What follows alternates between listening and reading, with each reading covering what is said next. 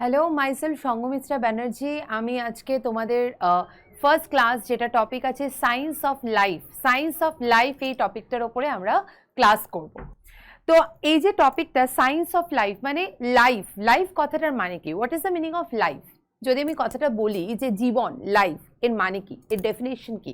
এর ডেফিনেশন হলো যে আমরা বেঁচে থাকার জন্য আমাদের যে শারীরবৃত্তীয় যে সমস্ত কাজ মানে ফিজিওলজিক্যাল অ্যাক্টিভিটিস, সেগুলো যেরকম ধরো বৃদ্ধি, বিপাক, হ্যাঁ, তারপরে ধরো আমাদের পরিব্যক্তি, বিবর্তন, এই সমস্ত শারীরবৃত্তীয় কাজগুলোকে একসাথে মিলে আমাদের জীবন গঠিত হয়। তাহলে এই যে জীবনের যে সংজ্ঞা, জীবনের যে ডেফিনেশন, এই যে সাবজেক্টে বটানির ফার্স্ট টপিক আমরা এটা পড়ছি, that is science of life. তো লাইফ কথাটার মানে হলো লাইফ তো কখনো কোষ ছাড়া হতেই পারে না, মানে without cell life does not exist, right? তো সেখানে আমি ফার্স্ট যে পয়েন্টটায় চলে যাব, আমি বটানি ফ্যাকাল্টি, আমি সঙ্গমিত্রা ম্যাম তোমাদের কাছে এসে গেছি এবং তোমাদের কাছে প্রথম আমার লেকচার আসছে এবং সেই লেকচারটা কিসের ওপর? Science of life. ওকে, চলো স্টার্ট করা যাক। Best of luck. তো সেখানে আমি ফার্স্ট যেটা পড়বো যে লাইফ কথাটার মানে কি। লাইফ জীবন কথাটার মানে হলো, আমরা পড়ে এসেছি যে জীবন মানে এখানে আমাদের নিউট্রিশন থাকতে হবে, আমাদের এখানে এক্সক্রিশন থাকতে হবে মানে রেচন, পুষ্টি, বিপাক, বৃদ্ধি এবং কোষের শারীরবৃত্তীয় গঠন সবকিছু নিয়ে। এবারে এখানে আমরা লাইফের সাথে কি কি টপিক পড়বো দেখে নাও। লাইফ, লিভিং ক্যারেক্টারিস্টিক্স বলতে একটা বেঁচে থাকার শর্ত কি কি, বেঁচে থাকার জন্য কি কি বলতে পারো ফিচার্স বা কি কি বৈচিত্র্য দরকার, একটা বেঁচে থাকার জন্য। কি করে আমরা ডিসক্রিমিনেট করব, কি করে আমরা ভাগ করব একটা লিভিং অ্যান্ড একটা নন লিভিং এন্টিটিকে। কি বললাম আমি? লিভিং আর নন লিভিং। তাহলে লিভিং কথাটার মানে হচ্ছে একটা জৈব এবং একটা সজীব বস্তু, এবং সেই সজীবতা যখন নষ্ট হয়ে যাচ্ছে, মানে প্রোটোপ্লাজম। তোমরা ছোটবেলায় পড়ে এসছো নিশ্চয়ই প্রোটোপ্লাজম কথাটার মানে কি একবার বলো তো? প্রোটোপ্লাজম হলো আমাদের কোষের যে সজীব একটা এন্টিটি, সজীব একটা বস্তু বলতে পারো, সেটা যখন ড্রাইড হয়ে যায়, সেটা যখন নষ্ট হয়ে যায়, তখন কি হয়? তখন কিন্তু কোষটা মরে যায়, মানে তার সাথে সাথে কিন্তু organism will die. So what is the difference between the death and what is the difference between the life? জীবন এবং মৃত্যু, এই দুটোর মধ্যে কি পার্থক্য? জীবন, যখন আমরা বেঁচে আছি, একটা এন্টিটি বলতে পারো, একটা অবজেক্ট বেঁচে আছে। বেঁচে থাকার মানে কি? What is the definition? মানে সমস্ত সজীবতা, প্রোটোপ্লাজমীয় যে সমস্ত বৈশিষ্ট্যগুলো রয়েছে সব চলছে, কিন্তু যখন প্রোটোপ্লাজমীয় বস্তুর মধ্যে শুষ্কতা চলে আসছে, মানে ড্রাইড এন্টিটি চলে আসছে, তখন আমরা কি বলবো সেটাকে বলবো ডেথ, ফিনিশড। তো ফিনিশড এবং বেঁচে থাকা, এটা আমরা পড়বো। তার সাথে সাথে আমরা দেখো কম্পেয়ার করব between the living and non living. মানে আমি একটা লিভিং এন্টিটি, তাই তো? অবভিয়াসলি। এবং আমার হাতে যে পেনটা রয়েছে সেটা কি living? Obviously not, non living. তাহলে দেখো এই যে লিভিং এবং নন লিভিং, এই যে এন্টিটিটা, এই যে ডিফারেন্সটা, এটার মানেটা কি? What is the meaning? এটা কিন্তু আমার মতো ওন উইল, নিজের মতো কাজ করতে পারছে না। আমি দেখো এরকম ভাবে মুভ করছি, লোকোমোট করছি, আমরা জানি আমাদের এই যে আমরা হাত তুলছি, কথা বলছি, everything which is very spontaneous. But এই যে পেনটা, সেটা কি সেই কাজগুলো করতে পারে? Obviously not. So what is the difference here? কি ডিফারেন্স আমার সাথে এই পেনটার? এই ডিফারেন্সটা হলো এই পেনটার মধ্যে কিন্তু সজীবতা নেই, এই পেনটার মধ্যে কিন্তু সেই অ্যাক্টিভিটিসটা নেই যে অ্যাক্টিভিটিসটা আমার মধ্যে বা যে কোনো লিভিং অর্গানিজমসের মধ্যে রয়েছে। ওকে, রাইট। এবার তারপরে আমরা যে পয়েন্টটা পড়বো সেটা খুব ইম্পর্টেন্ট, সেটা হচ্ছে জৈব বৈচিত্র্য বলতে পারো, এই যে পুরো শ্রেণী বিন্যাস মানে বায়োডাইভার্সিটি। এই কথাটার মানে কি? বায়োডাইভার্সিটি, এটাকে যদি আমি স্প্লিট করি, ভাঙি, বায়ো মানে বায়োলজিক্যাল এন্টিটি এবং ডাইভার্সিফিকেশন কথাটার মানে কি? এই যে দেখো এত অর্গানিজমস রয়েছে আমাদের লিভিং ওয়ার্ল্ডে, একটা ছোট কীট পতঙ্গ থেকে শুরু করে একটা বড় লার্জ অর্গানিজমস, বা বলতে পারো একটা কীট পতঙ্গ একটা অ্যানিমাল, একটা হিউম্যানও একটা অ্যানিমাল, একটা ডাইনোসরও একটা অ্যানিমাল। তো এই যে অ্যানিমাল, এতগুলো অ্যানিমাল, এত ডিফারেন্সিয়েশন, বা বলতে পারো একটা ছোট প্লান্ট, একটা গাছ এবং একটা বড় গাছ, দুটো কিন্তু মানে প্লান্টের মধ্যেই পড়ছে। মানে আমি যদি বলতে পারি ধরো শ্যাওলা, এটাও তো একটা গাছ। আবার যদি বলি আমি ব্যানিয়ান ট্রি মানে বট গাছ, সেটাও কিন্তু একটা গাছ।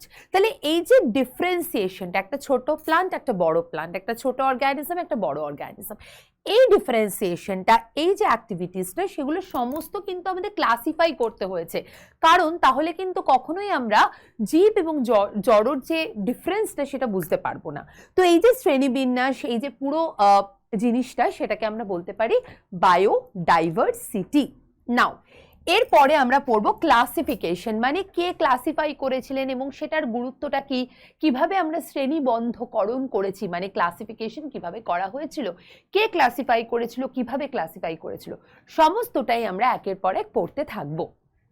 চলো আমরা চলে যাচ্ছি নেক্সট স্লাইডে।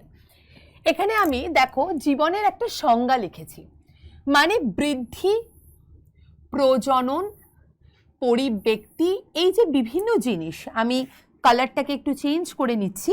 এখানে দেখো বলেছে বৃদ্ধি, বৃদ্ধিকে আমরা কি বলতে পারি, গ্রোথ, তাই তো, আমরা বৃদ্ধিকে বলছি গ্রোথ।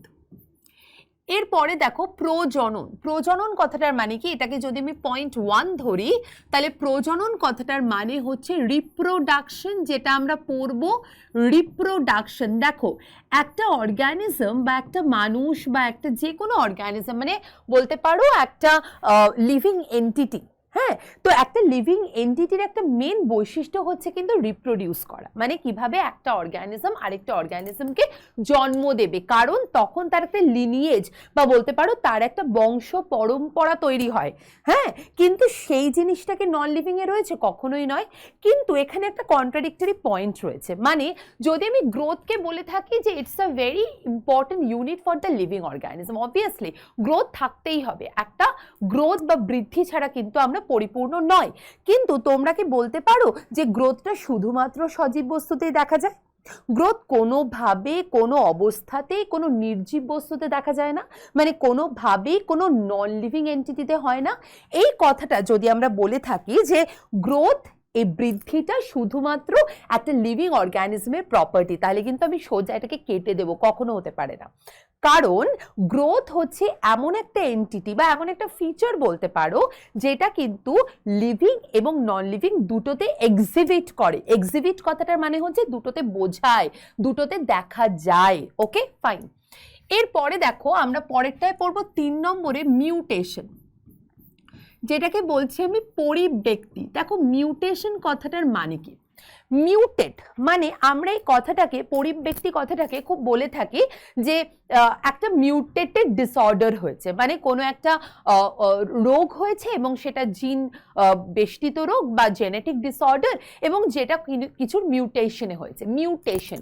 তো মিউটেশন কথাটার মানে হলো যে ধরো আমাদের যে ডিএনএ কনফিগারেশন রয়েছে সেখানে কোনো রকম ইন্টারচেঞ্জ, সেখানে কোনো রকম প্রবলেমস, তো সেটাকে আমরা ইংলিশে ডিফাইন করি সাডেন ইনহেরিটেবল ডিসঅর্ডার। কথাটা কি বললাম, সাডেন ইনহেরিটেবল ডিসঅর্ডার্স বা সাডেন কিছু ক্যারেক্টার্স, সাডেন কিছু চেঞ্জেস, ওকে, সেটাকে আমি বলতে পারি মিউটেশন। যেরকম খুব কমন একটা ডিসঅর্ডার বলতে পারো থ্যালাসেমিয়া, তোমরা বলতে পারো ডাউন সিনড্রোম, তাহলে এগুলো কি সবসময় খারাপের জন্যই হয়? জেনারেলি মিউটেশন বা পরিব্যক্তি কিন্তু জেনারেলি আমরা জেনারেল টার্মে বলতে পারি যে it is not a good entity, it's not a good, মানে এটা খুব একটা ভালোর জন্য কিন্তু হয় না। অনেক সময় মানে ডিজিজের ক্ষেত্রে মিউটেশন হয়।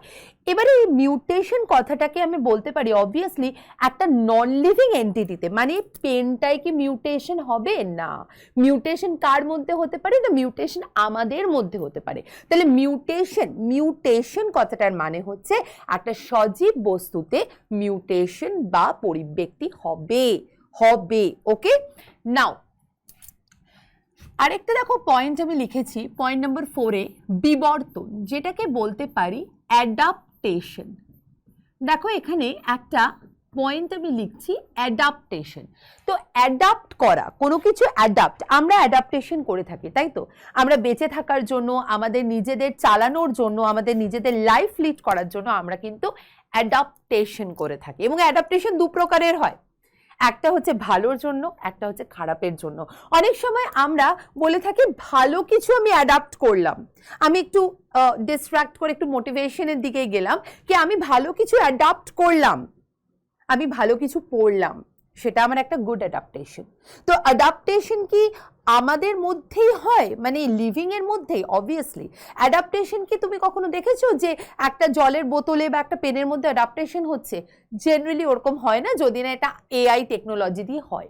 বাট অ্যাডাপ্টেশন কথাটার মানে হচ্ছে আমরা কিভাবে নিজেদেরকে একটা এনভায়রনমেন্টে অ্যাডাপ্ট করব।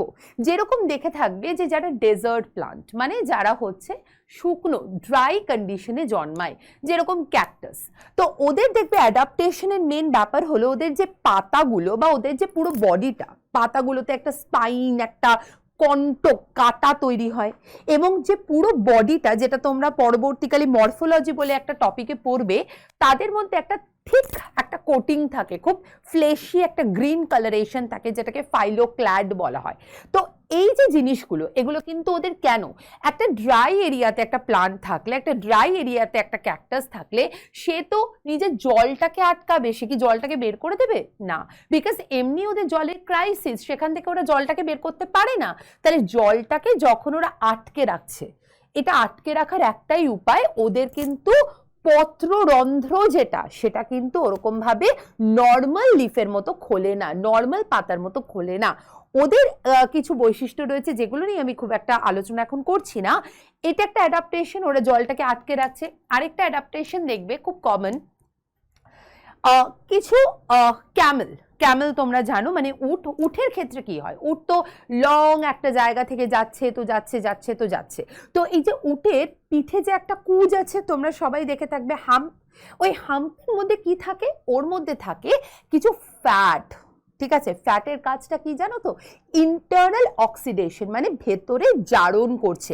ইন্টারনাল অক্সিডেশন করে কি করছে দেখো, ওদের যে জলের যে রিকোয়ারমেন্টটা, সেই জলের রিকোয়ারমেন্টটা কিন্তু ফুলফিল করে দিচ্ছে।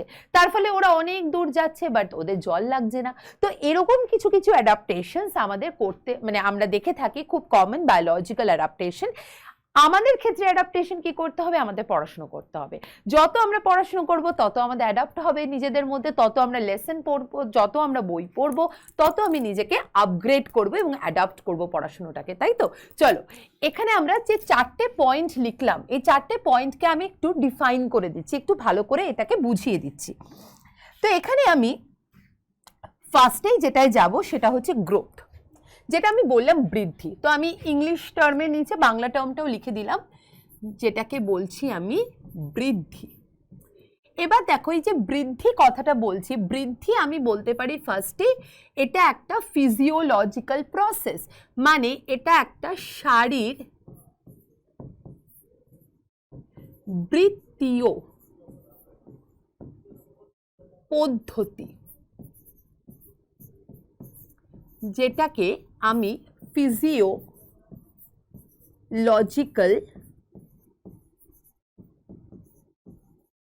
প্রসেস বলছি। গ্রোথটা শুধুমাত্র লিভিং এর মধ্যে দেখা যায় না, গ্রোথ কিন্তু ইটস সিন, মানে এটা দেখা যায় ইন বোথ লিভিং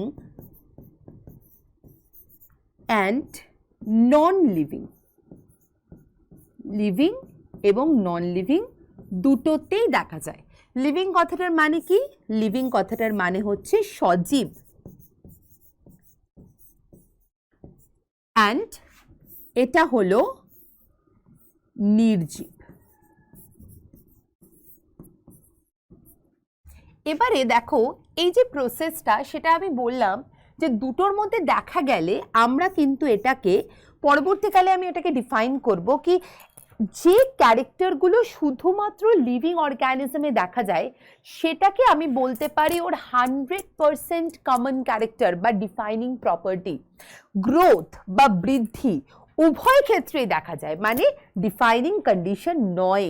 তো আমরা এখানে বলতে পারি এটা কিন্তু নন ডিফাইনিং ক্যারেক্টার, নন ডিফাইনিং কি ক্যারেক্টার, ক্যারেক্টারিস্টিক্স। এবারে চলে আসো রিপ্রোডাকশন। রিপ্রোডাকশন এই জিনিসটা শুধুমাত্র কাদের মধ্যে বর্তায়, শুধুমাত্র কাদের মধ্যে দেখা যায়? অবভিয়াসলি লিভিং অর্গানিজমস এর মধ্যে।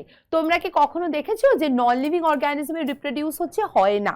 তাহলে এই যে রিপ্রোডাকশন, মানে এটাকে আমি বলতে পারি জনন, বা এটাকে আমি বলতে পারি প্রজনন। তাহলে এই যে রিপ্রোডাকশন কথাটা, সেটা কিন্তু এই যে রিপ্রোডাকশন বা বলতে পারো জনন, এটা শুধুমাত্র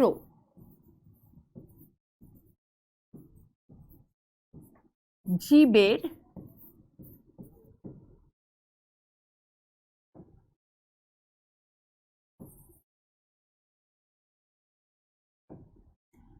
শুধু জীবের বৈশিষ্ট্য। ওকে, এবার দেখো এই যে জনন বা প্রজনন যেটাই বলো, এই জনন পদ্ধতিটাকে আমরা কিন্তু বলতে পারি একটা ডিফাইনিং প্রপার্টি, কিন্তু নয়, কিন্তু নয়। কেন? এটাকেও আমি বলতে পারি, বলবো নন ডিফাইনিং প্রপার্টি। এটার কারণ কি বলতে পারো কেন? কারণ তোমরা বলো একটা জীব বেঁচে থাকার জন্য যদি ধরো জনন না করে, তাহলে কি জীবের মৃত্যু ঘটছে? না, জেনারেলি নয়। তাহলে আমরা বলতে পারি যে কিছু কিছু এমন অর্গানিজমস রয়েছে যাদের মধ্যে কিন্তু জনন নেই, জনন নেই, জনন হচ্ছে না, রিপ্রোডাকশন হচ্ছে না, তা সত্ত্বেও ওরা বেঁচে আছে। এক্সাম্পল শুনবে? এক্সাম্পল দেখো, উইদাউট, এটা হচ্ছে without reproduction, without reproduction some কিছু organisms can survive, তার জন্য সেই কারণে একে আমরা বলতে পারি নন লিভিং ক্যারেক্টার, বা সরি নন ডিফাইনিং ক্যারেক্টার। এবারে আমরা এখানে কিছু এক্সাম্পল দেব। তোমরা জানো হানিবির এমন একটা জনন প্রক্রিয়া রয়েছে, যে জনন প্রক্রিয়াতে ওদের যে মেল যে ড্রোনটা তৈরি হয়, সেটা কিন্তু ফার্টিলাইজেশন ছাড়া তৈরি হয়। It's actually formed without fertilisation, the drones are developed without fertilisation. এইটাকে বলা হয় আর্হেনোটকি মেকানিজম, যেগুলো তোমরা আস্তে আস্তে পড়বে, যেরকম পার্থেনোকার্পি, পার্থেনোজেনেসিস।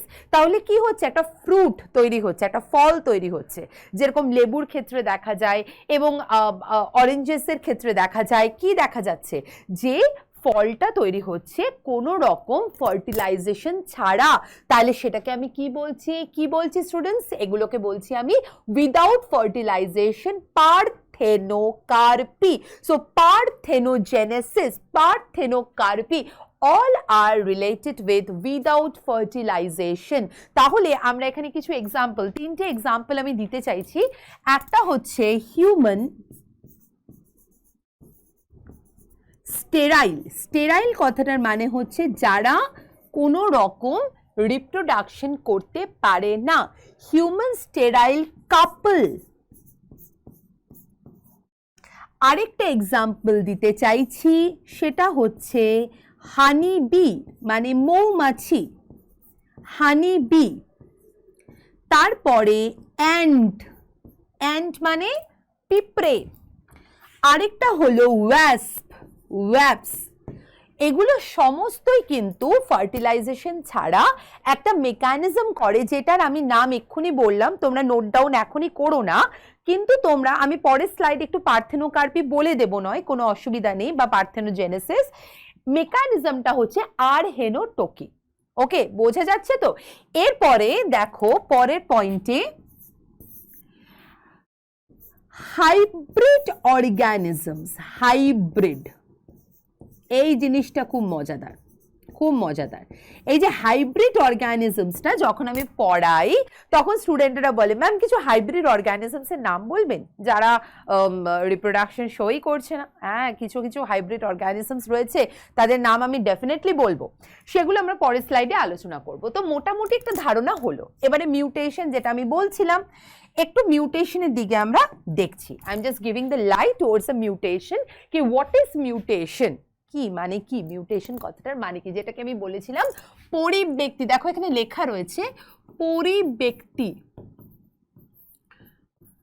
এবারে এই যে পরিব্যক্তি টার্মটা আমি ইউজ করছি, মিউটেশন কথাটা আমি ইউজ করছি, মিউটেশনের ডেফিনেশনটা হলো কি সাডেন চেঞ্জেস, সাডেন চেঞ্জেস। দেখো হঠাৎ করে কোনো চেঞ্জ, আমরা জেনারেলি চেঞ্জেস বলতে থাকি ডিজিজ রিলেটেড, কিছু ডিজিজের জন্য চেঞ্জ হতে পারে, some disease related changes can happen. So sudden changes এই যে কথাটা, সেখানে কি হতে পারে, সাম ডিজিজ, কিছু ডিজিজ হতে পারে, সাম ডিজিজেস ক্যান হ্যাপেন। আমি একটু মিউটেশনের ব্যাপারে একটু তোমাদের বলে দেব, কারণ তোমাদের হতেই পারে মনে হতেই পারে ম্যাম একটু মিউটেশন ব্যাপারটা, একটু জেনেটিক্সের ব্যাপারটা আসলে আমরা খুব ডিএনএ আরএনএ নামগুলোতেই খুব আর কি এক্সাইটেড হয়ে যাই। তো যখনই আমরা ডিএনএ আরএনএ বা জেনেটিক্স বা মিউটেশনের টার্মগুলো ইউজ করি তখনই আমাদের মধ্যে মনে হয় যে কতক্ষণ এগুলো পড়বো। জেনারেলি আমার তো মনে হতো, এবার অবভিয়াসলি ডিপেন্ডস আপন ইউ, তোমাদের কিরকম মনে হবে। সো চলো এখানে আমরা মিউটেশনের ব্যাপারেও একটু পড়বো। এবারে দেখো অ্যাডাপ্টেশন, অ্যাডাপ্টেশন যেটা আমি বললাম অ্যাডাপ্ট করা। তো আস্তে আস্তে যেরকম আমার ভিডিওসগুলো তুমি অ্যাডাপ্ট করবে, অবভিয়াসলি আমাদের মধ্যে অ্যাডাপ্টেশন তৈরি হবে। তো অ্যাডাপ্টেশন, অ্যাডাপ্টেশন কথাটার মানে কি, অ্যাডাপ্টেশন আমি বলতে পারি কি অ্যাডাপ্টেশনের ডেফিনেশন হচ্ছে যেটা বিবর্তন, মানে এটাকে আমি এভলিউশনারি আপগ্রেডেশনও বলতে পারি, evolutionary development.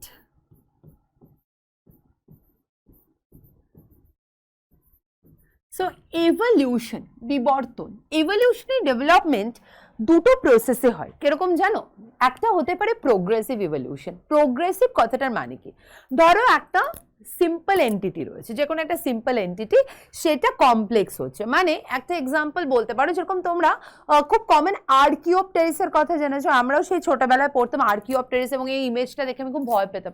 I don't know why, Archaeopteryx ইমেজটা আমার কাছে খুব পছন্দের একটা ইমেজ নয়, but in every West Bengal board book the Archaeopteryx in the evolution chapter was posted. Okay, now এখনো আছে।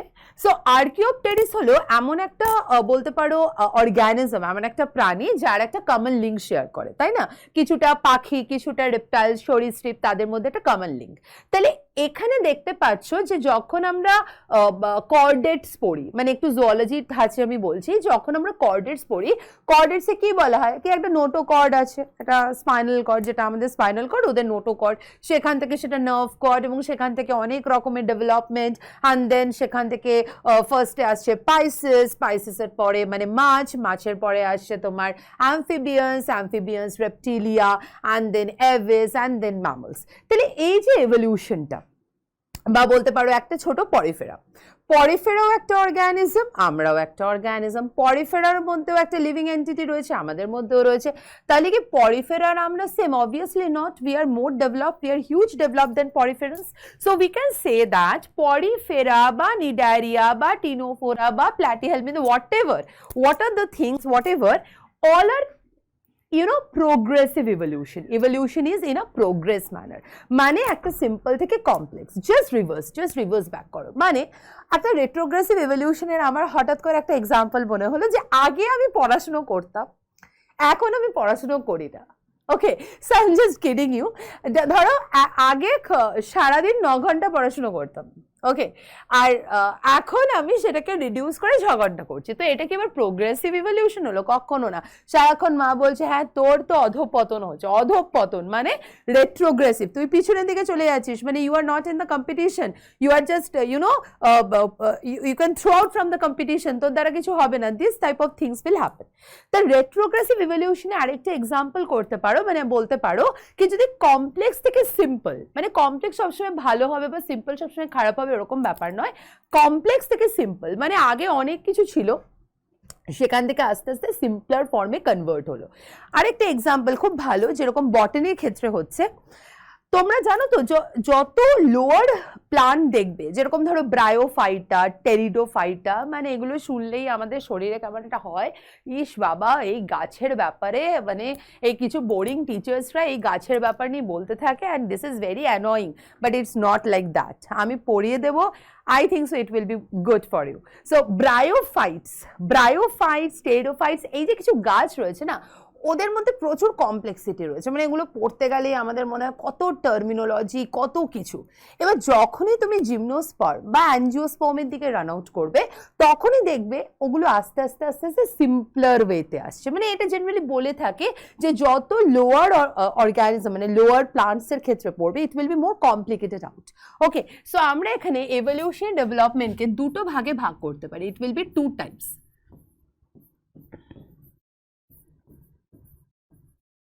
একটা হচ্ছে প্রোগ্রেসিভ ইভলিউশন, এটা বলতে পারো সিম্পল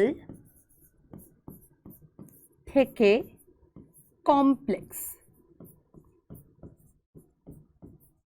আরেকটা হচ্ছে কি বললাম, আরেকটা বলো তো, রেট্রোগ্রেসিভ।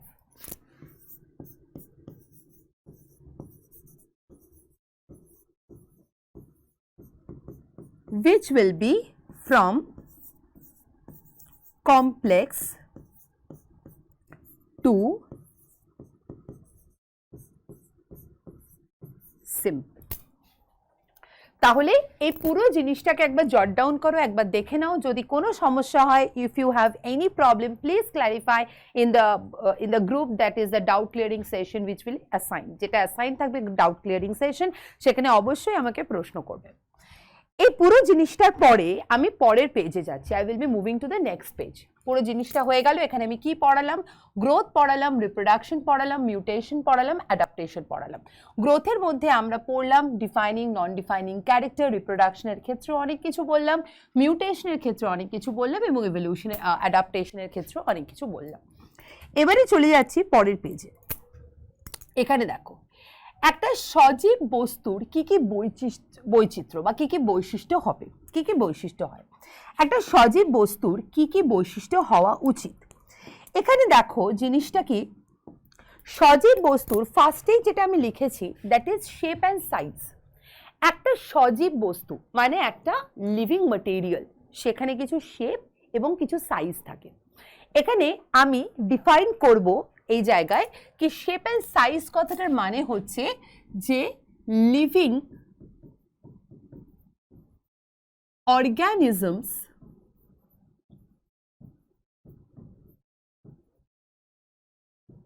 দেয়ার সেল মানে সেলুলার মডিফিকেশন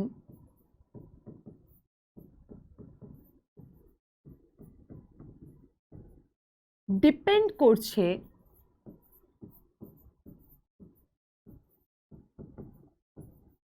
upon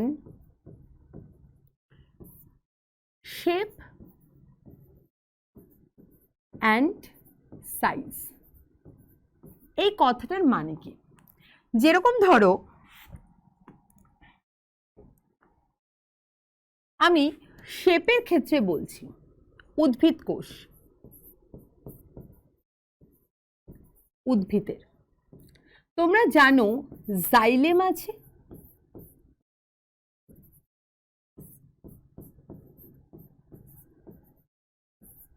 ফ্লোয়েম আছে,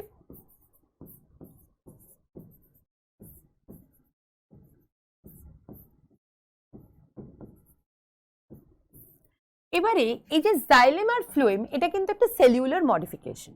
মানে আমরা জানি জাইলেমের কাজ কি, জাইলেমের কাজ হলো জলকে সরবরাহ করা, ফ্লোয়েমের কাজ হলো খাবারকে সরবরাহ করা।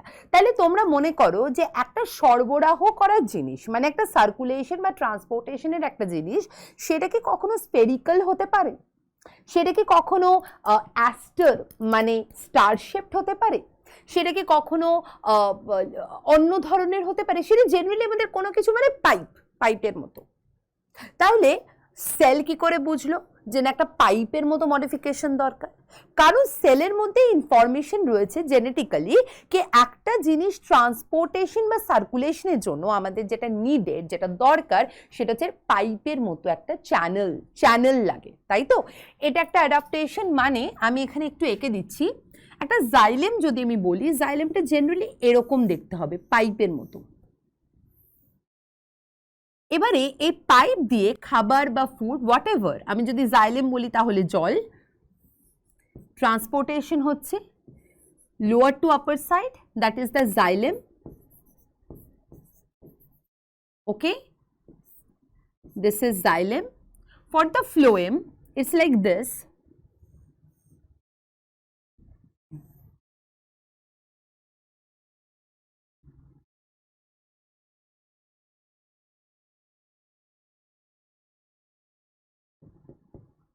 What I have drawn here, যেটা আমি আঁকলাম, companion cell,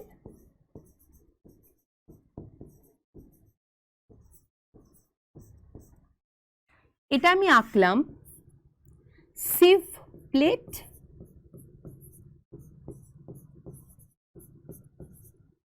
এটাও হচ্ছে কম্প্যানিয়ন সেল। তোমরা কি জানো কম্প্যানিয়ন সেল মানে কি? এইগুলো অ্যাডাপ্টেশন কেন হয়েছে? কম্প্যানিয়ন সেল মানে সঙ্গী কোষ। সঙ্গী কোষগুলোর কাজ হলো যে সিভ টিউব তো কোনো রকম নিউক্লিয়াস থাকে না, উইদাউট নিউক্লিয়াস, এ নিউক্লিয়েটেড, তখন ওদের কাজটাকে হেল্প করে helping cell, helper cell, that will be the companion cell. আর এখানে মাঝখানে কিছু সিভ মানে হচ্ছে পোর, রন্ধ্র, সিভ প্লেট থাকে, তো যেটা কিনা এদের ফুডটাকে ট্রান্সপোর্ট করছে দুভাবে, মানে বাই ডিরেকশনাল ম্যানারে। তাহলে এই যে একটা সুন্দর অ্যাডাপ্টেশন, এই যে একটা সুন্দর চেঞ্জেস, শেপ মডিফিকেশন, সেটা কিসের জন্য হচ্ছে? ওদের শারীরবৃত্তীয় প্রক্রিয়াকে সঞ্চালন করার জন্য।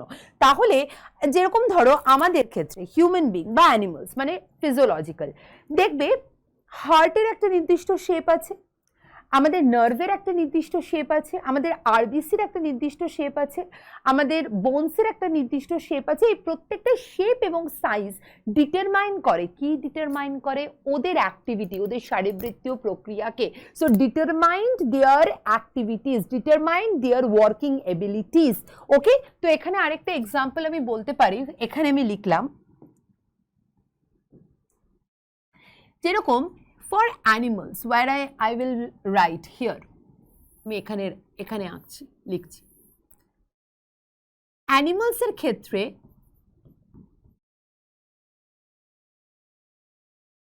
আরবিসি বা নিউরন, এগুলো কিন্তু অ্যাডাপ্টেশনে হেল্প করে, সেগুলো আমরা ডিফাইন করছি আরবিসি এবং নিউরনের ব্যাপারে। পরের স্লাইডে এখানে আরো কিছু পয়েন্ট আমি লিখেছি যেগুলো আমি এক্সপ্লেন করব একের পর এক। দ্যাট ইজ ইরিটেবিলিটি, উত্তেজিতা। উত্তেজিতা মানে যেটাকে আমি কনসিয়াসনেসও বলতে পারি। এটার কথাটার মানে হলো যে ধরো এই পেনটাকে আমি টাচ করলাম, এই পেনটাকে টাচ করছি, ফেলছি, ছুঁড়ছি, ভেঙে দিচ্ছি, পেনটাকে রিয়াক্ট করবে? বা পেনটা কি টাচ করলে নড়ে চড়ে যাচ্ছে? আমি নিজে নড়াচ্ছি, নড়ে চড়ে যাচ্ছে না। বাট হয়তো আমাকে যদি কেউ এরকম ভাবে পটাশ করে মারে, তো আমি কি করব? আমি দাঁড়িয়ে থাকবো না, অবভিয়াসলি আমি ওখানে মুভ করব বা রিয়াক্ট করব। এখানে একটা খুব কমন এক্সাম্পল দেখবে আমরা সবাই পড়ি এবং সবাই ওটাকে খুব মানে চেরিশও করি ব্যাপারটাকে, যে লজ্জাপতি পাতা, মিমোসা পুডিকা, ওকে যদি টাচ করি ও ড্রুপ করে। মানে এটা ধরো পাতাটা, গাছটা, তো এটা একটা মেকানিজম, সুন্দর মেকানিজম আমি বলছি। সেটা হচ্ছে দেখো, ধরো এটাকে এটা পাতাটা, এবার আমি এটাকে প্রিক করছি বা ধরছি হোয়াট এভার, এবার প্রিক করার আগে এরকম একটা কন্ডিশনে থাকলে, এরকম একটা ডিস্টেন্সে আসলে ও কি করছে? ড্রুপিং করছে। ও কি করছে? এরকম নুয়ে যাচ্ছে। এই যে নুয়ে যাচ্ছে, যে ড্রুপড হচ্ছে, এটার কারণটা কি বলতে পারো? কি বলো কি? কি সেটা হলো লজ্জাপতি পাতার জাস্ট নিচে একটু জল থাকে। এই জলটা কি করে? ওর পাতাটাকে এরকম ইরেক্ট করে রাখতে হেল্প করে। ইরেক্ট মানে এরকম ভাবে সোজাসুজি দাঁড়িয়ে থাকে। এবারে যখনই কোনো রকম এরকম একটা কোনো প্রিকিং বা কোনো রকম কোনো একটা ধরো টাচিং রেসপন্স আসছে, তখন এই জলটা সরে যায়। জলটা কোথা থেকে, ওখান থেকে সরে যায়। তো জলটা ওখান থেকে সরে গেলে কি হবে, ওর যে টার্জিডিটি, মানে টার্জিডিটি মানে হচ্ছে টার্গার প্রেশার, তোমরা এগুলো ফিজিক্সে পড়বে যে টার্জিডিটি, এই যে টার্জিডিটি টান টান একটা ব্যাপার, কেন, জলের জন্য।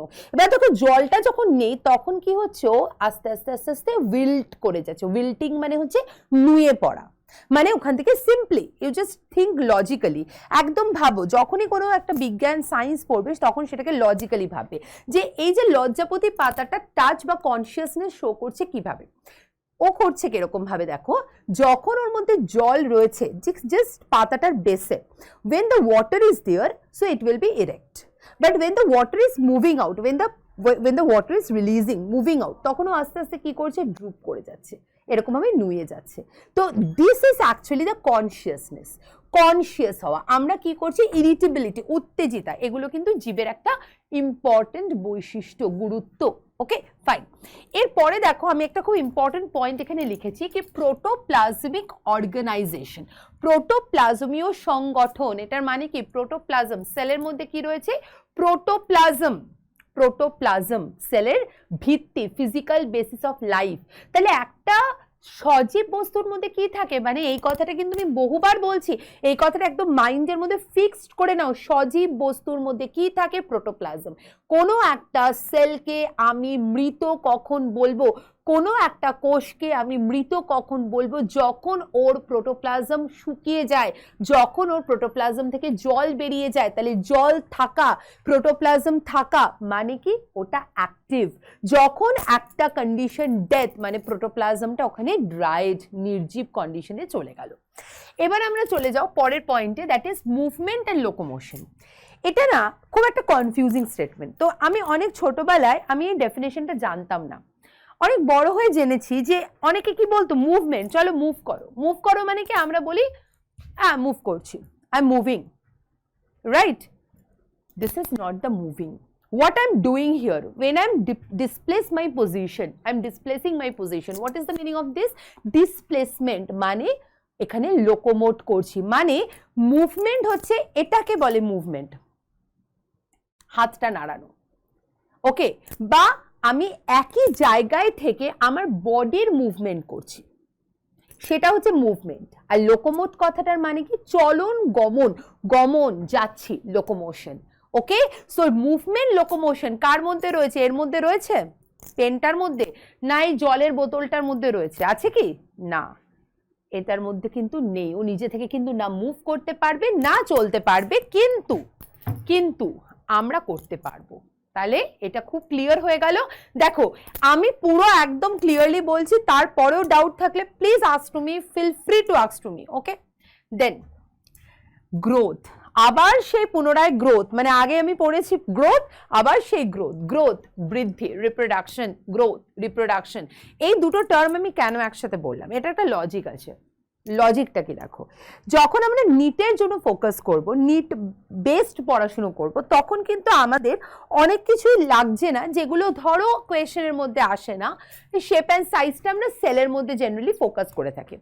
এই চ্যাপ্টার থেকে যেটা খুব গুরুত্বপূর্ণ কোয়েশ্চেন, যেটা এনসিইআরটিতে রয়েছে, সেটা হলো গ্রোথ আর রিপ্রোডাকশনের মধ্যে কি কোঅর্ডিনেশন।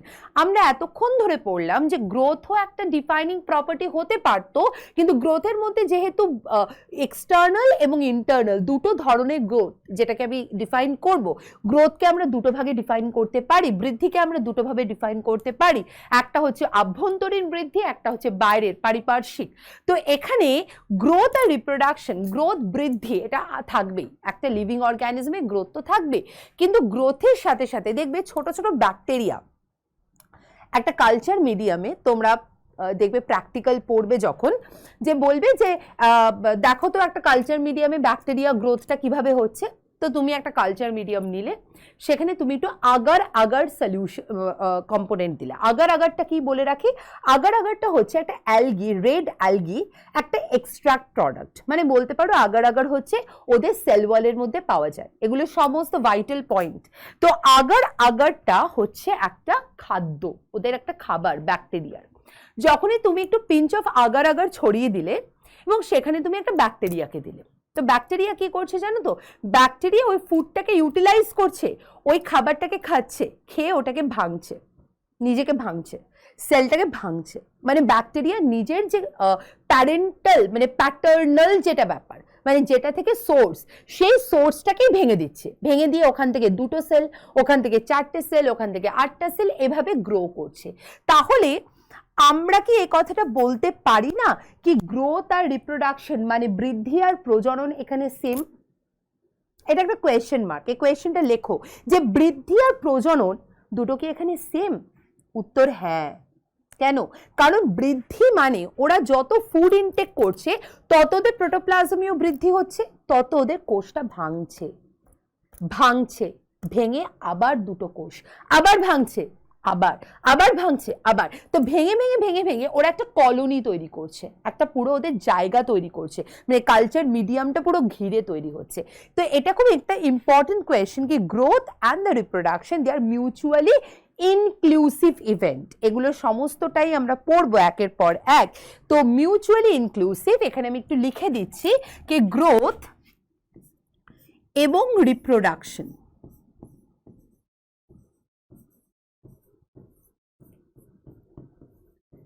ফার্স্ট যেটা পয়েন্ট আসে এটা non defining,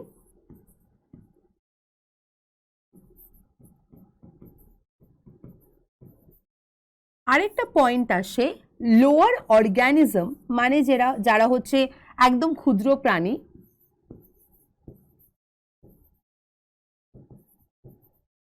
growth and reproduction are similar, দুটো এক, গ্রোথ আর রিপ্রোডাকশন দুটো এক, যেটাকে আমি বলতে পারি mutually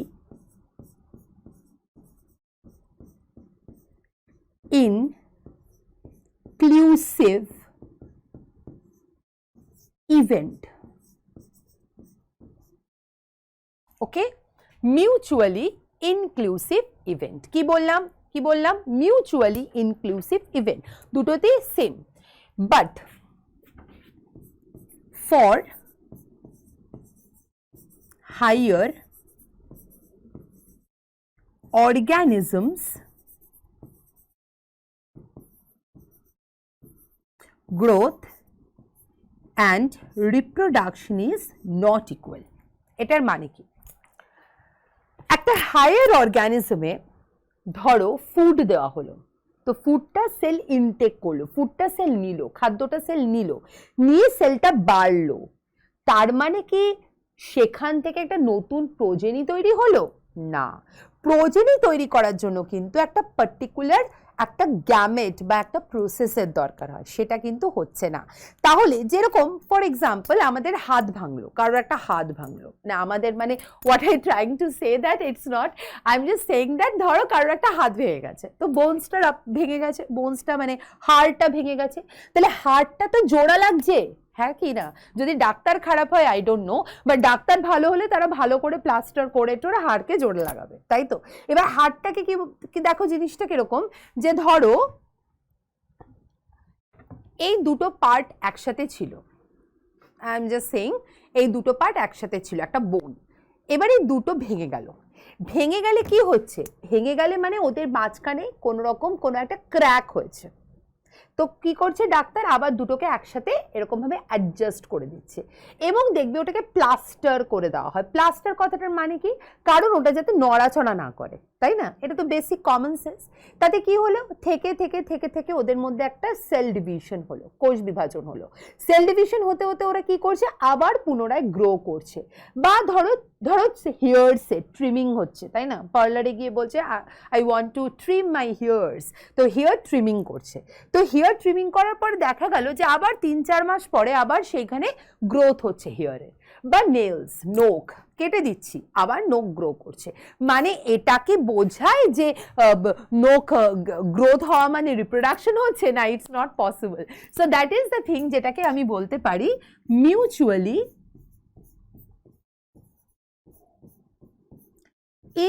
exclusive, sorry, the rubbing is very dangerous, I just want to rub this thing, I don't have the control to rub. Okay, so we can say that for, again I have to write, for higher organisms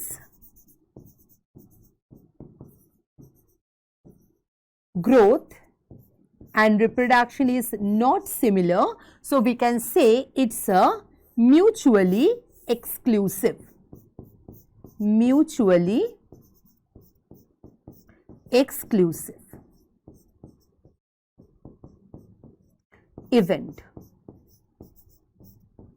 Now, another topic what I want to share with you, that is after that metabolism. Yes, it's a very important. If the cell is there, the metabolism will be there. If the cell is there, the metabolism should be there. Cell যদি থাকে, কোষ থাকলে বিপাক থাকবে, কোষ না থাকলে বিপাক থাকবে না, কিন্তু সেখানে একটা কন্ডিশন রয়েছে। তোমাদের যদি কোয়েশ্চেন দেয় যে বলো তো কোষ থাকলে বিপাক তো হচ্ছে, দুটোই একসাথে একটার আরেকটা পরিপূরক, কিন্তু কোষ নেই তাও কি বিপাক সম্ভব? কোষ নেই তাও কি বিপাক সম্ভব? হ্যাঁ, এটা সম্ভব, অবশ্যই সম্ভব।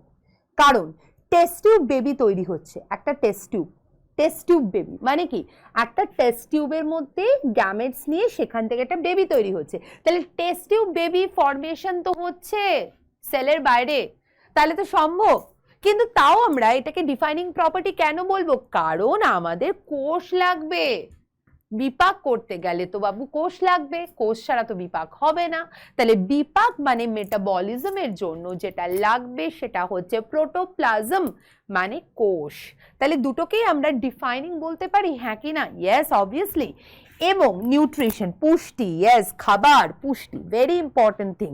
মানে বিপাক পুষ্টি দুটো একসাথে একে অপরের বলতে পারো কমপ্লিমেন্টারি। ওকে, মানে আমরা খাবার খাচ্ছি, আমরা গ্রো করছি, আমাদের পুষ্টি হচ্ছে, আবার আমরা খাবার খাচ্ছি না, তখন আমাদের মধ্যে একটা নেগেটিভ ইম্প্যাক্ট মানে ক্যাটাবলিজম। খাবার খাচ্ছি অ্যানাবলিজম, খাবার খাচ্ছি না catabolism. Positive metabolism, negative metabolism. Okay, now moving to the next slide. এখানে আরো কিছু পয়েন্টস আমি লিখেছি যেগুলো কিন্তু তোমাদের বইতে রয়েছে, মানে একটা সজীব বস্তুর মধ্যে কি কি পয়েন্টস, কি কি ইম্পর্টেন্ট ফিচার্স থাকতে পারে। সেখানে দেখো এখানে রয়েছে শ্বসন, রেসপায়ার, আমরা রেসপিরেশন করি তাই না, ইনহেলেশন, এক্সহেলেশন, সেটাকে ব্রিদিং বলে বাবু, সেটাকে রেসপিরেশন বলে না। তো রেসপিরেশন এন্ড ব্রিদিং এর মধ্যে একটা স্লাইট ডিফারেন্স রয়েছে। তো রেসপিরেশনের মানে কি, এই যে আমি পড়াচ্ছি, এই যে তোমরা পড়াশোনা করছো, এই যে তোমরা কাজ করছো, এই যে আমরা হাঁটাচলা করছি, সেটার মেন কাজ কি, সেটা কি জন্য হচ্ছে? এটিপি। তো এটিপি ছাড়া কি কখনো শ্বসন হতে পারে? এটিপি ছাড়া কি কখনো হতে পারে কোনো কাজ? না। তো রেসপিরেশন যে টার্মটা আমি এখানে লিখেছি, that will be the cellular respiration. And there is another thing which is called the breathing. So you have to discriminate between the respiration and breathing properly. So what is the meaning of respiration? Let's write this point here. Respiration, which is considered to be the cellular, okay, and it's a biochemical feature, একটা biochemical property. এবার যদি আমি বলি what is breathing,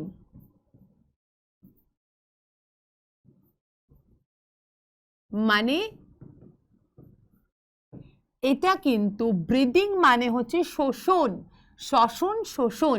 তো breathing কথাটা হচ্ছে এটা কিন্তু একটা ফিজিক্যাল প্রসেস যেখানে অর্গানস লাগে।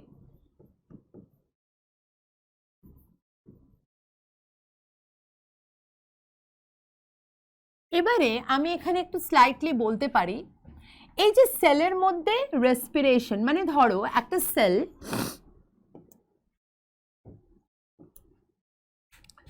একটা কোষ, আমি এখানে জিনিসটা লিখছি, একটা কোষের মধ্যে কি হচ্ছে না অক্সিজেন আসছে, আর কি হচ্ছে না CO2 বেরোচ্ছে। এটা সিম্পল হিসেব একটা সেলের মধ্যে বা সেলুলার বলতে পারো এন্টিটির মধ্যে। তাহলে এই যে অক্সিজেন বা CO2, অক্সিজেন অ্যান্ড CO2, এই প্রসেসটাকে আমি কি জারণ বা অক্সিডেশন বলতে পারি না? হ্যাঁ বলতে পারি তো। এটাকে আমি বলতে পারি জারণ, এটাকে আমি বলতে পারি অক্সিডেশন। তাহলে জারণ কি সবসময় অপচিতি উপচিতি টাইপের, মানে ওই বিপাকের মতোই এখানে তাপমোচী, মানে একটা হচ্ছে এন্ডোথার্মিক এক্সোথার্মিক, এরকম কি হতে পারে না? হ্যাঁ হতে পারে। এখানে যেরকম যদি তাপ বেরোয়, মানে এখানে বলছি এক্সোথার্মিক, আরেকটা হতে পারে অ্যান্ড এন্ডোথার্মিক। তাহলে এখানে টেম্পারেচার বেরোচ্ছে, মানে এখানে মাইনাস তাপ, আর এখানে টেম্পারেচার ঢুকছে মানে প্লাস তাপ। তাহলে এই পুরো প্রসেসটা খুব ইম্পর্টেন্ট একটা ফিজিওলজিক্যাল প্রসেস, যেটা কিনা আমাদের শরীরের মধ্যে কন্টিনিউয়াসলি হয়ে যাচ্ছে। এটাকে আমি একটু ছোট করে বুঝিয়ে দিই, যেটা আমরা শ্বসন মানে ফিজিওলজিতে পড়বো, মানে রেসপিরেশন চ্যাপ্টারে পড়বো। When we are taking the food, আমরা খাবারটা খাচ্ছি, সেলের মধ্যে গেল, সেলের মধ্যে খাবারটা ভাঙলো, ভেঙে একটা, ধরো আমি ভাত খেলাম তো গ্লুকোজ তৈরি হলো। তাহলে গ্লুকোজটা কি করছে, সেলের মধ্যে বিভিন্ন স্টেপে পাইরুভিক অ্যাসিড তৈরি করছে, যেটাকে বলা হয় গ্লাইকোলাইসিস, এবং সেই পাইরুভিক অ্যাসিড থেকে তৈরি হচ্ছে acetyl CoA, that is the link reaction, and the acetyl CoA is enter into the Krebs cycle to form CO2, water and ATP. So that is the thing which we are getting by the oxidation of the food. তাহলে carbon dioxide বেরোচ্ছে, oxygen আমাদের শরীরে যাচ্ছে, so that is the thing, সেটাকেই আমি বলতে পারি cellular respiration, and it should happen, এটা সব সময় সজীব কোষের মধ্যে হবেই। এরপরে এখানে দেখো সিক্রেশন এক্সক্রিশন, এই দুটো টার্ম আমি বলছি। So when there is a secretion and when there is a excretion, excrete করা মানে যেটাকে বলছি আমি রেচন, আর সিক্রিট করা যেটাকে আমি বলছি ক্ষরণ। তাহলে রেচন মানে হলো, রেচন হলো ধরো আমাদের শরীর থেকে যে নাইট্রোজেন যুক্ত যে পদার্থগুলো, যেগুলো আমাদের শরীরের জন্য ভালো নয়, সেগুলো কি করছে, থ্রু মিকচুরেশন টার্মটা একটু শক্তপোক্ত আমি ইউজ করলাম, মানে থ্রু ইউরিনেশন, মানে মূত্রের মাধ্যমে, ইউরিনেশনের মাধ্যমে সেটা শরীর থেকে বেরোচ্ছে। শুধুমাত্র এক প্রসেসে নয়, অনেক ক্ষেত্রে অনেক অন্যান্য প্রাণীর বিভিন্ন রেচন প্রক্রিয়া রয়েছে আলাদা আলাদা। তাহলে রেচন যদি আমাদের শরীরে না হয়, যদি কিডনি ফেলিওর হয় কারোর, যদি প্রবলেম হয়, যদি আমাদের শরীরের মধ্যে নাইট্রোজেন যুক্ত পদার্থ, বজ্র পদার্থগুলো যদি শরীরে বাড়তে থাকে, তাহলে আমাদের কি হবে, আমাদের শরীরটা আস্তে আস্তে আস্তে আস্তে কিন্তু দূষিত হয়ে যাবে, পলিউটেড হয়ে যাবে, এবং একটা অর্গানিজম কিন্তু সেখানে মারা যাবে। এবং সেখানে এই রেচন প্রসেসটা কিন্তু খুব ইম্পর্টেন্ট, যেটা আমাদের ক্ষেত্রে কিডনি করছে, বিভিন্ন অর্গানিজমের ক্ষেত্রে, কারোর ক্ষেত্রে ম্যালপেজিয়ান নালী করছে, কারোর ক্ষেত্রে ফ্লেম সেলস করছে, তোমরা সবাই জানো, এগুলো বেসিক একটা আইডিয়া রয়েছে। এবার তোমরা বলতে পারো কি গাছের ক্ষেত্রে কিন্তু সেটা হয় কি, রেচন হচ্ছে। গাছের ক্ষেত্রে রেচন কথাটা আমরা খুব একটা বলি না, উদ্ভিদের ক্ষেত্রে রেচনটা না করে আমরা ক্ষরণ বলতে পারি। ধরো একটা পাতা পড়ে যাওয়া, বা একটা ধরো কিছু কেমিক্যালস, কিছু ইম্পর্টেন্ট কেমিক্যালস, যেটাকে আমরা বলতে পারি কিছু প্রোডাক্টস বলতে পারো, সেগুলো বেরিয়ে যাওয়া, বা ধরো বাকল মোচন হওয়া, বাকল মোচন মানে হচ্ছে বার্ক রিমুভাল, বা বলতে পারো হানি এক্সট্র্যাক্ট হওয়া কোনো একটা ফুল থেকে, এগুলো কিন্তু ক্ষরণের মধ্যে পড়ছে, এগুলো কিন্তু রেচন নয়। তাহলে রেচন আর ক্ষরণের মধ্যে একটা ছোট্ট ডিফারেন্স হচ্ছে, এক্সক্রিশন যেটা মেইনলি অ্যানিমালসে হচ্ছে, আর ক্ষরণ যেটা কিনা প্লান্টসে দেখা যায়। এবারে এই যে অ্যানিমালসের মধ্যে রেচন হচ্ছে, সেখানে কিন্তু with nitrogen or without nitrogen. It has been excreted out through urination.